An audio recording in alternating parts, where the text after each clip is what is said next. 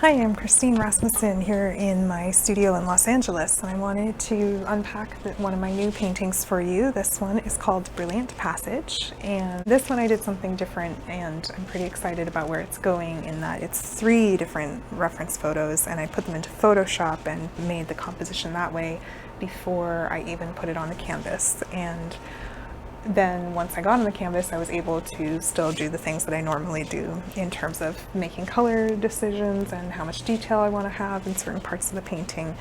But it was really cool to use some technology in conjunction with oil paint, which is obviously a much older medium.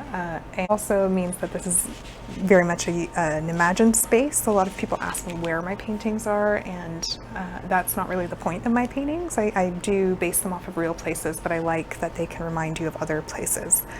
In fact, this is part of a series that I'm doing that's called The Lines Between, and that phrase comes from a line in David Ulin's book Sidewalking, which is a really great book about Los Angeles written by a native New Yorker who transplanted to LA, and how he views the city, having lived here for 20 years. And he has this wonderful sentence in there that says, "This is what I love about cities, the way that even the most distinct of them resemble one another when you least expect it, the way the lines between memory and imagination blur."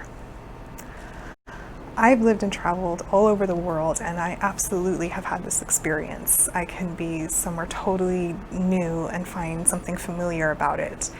And I just love how he captured that in a sentence, and I think that's what I'm trying to do often when I'm painting. And in fact, this painting is such a great example of that. So for me, this part here with the roll down corrugated metal reminds me of storefronts in Pakistan. And this one that has the sort of narrow front and tall and skinny, and then also the color palette could be in Vietnam or Thailand. I feel like everyone looking at it will have a different sense of where it's from, and yet all of the reference photos are actually from LA, which is cool, and I think speaks to how diverse the city is. It's really a city of immigrants. As for the title, Brilliant Passage, this also harkens back to my international youth, where I spent some time in the British school system, and brilliant is used as a term of excellence, and so a brilliant passage could refer to an excellent excerpt from a book. And I actually love to read, and I read a lot of historical fiction, so I also like the idea of passage as a journey, usually by sea. You know, the voyage is sometimes considered the passage.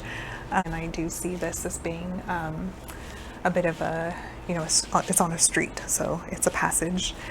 And then there's also brilliant in relation to brightness, and that is clear in this painting, but definitely has the Los Angeles light of hitting the side of the building, creating these really sharp contrasts between dark and light.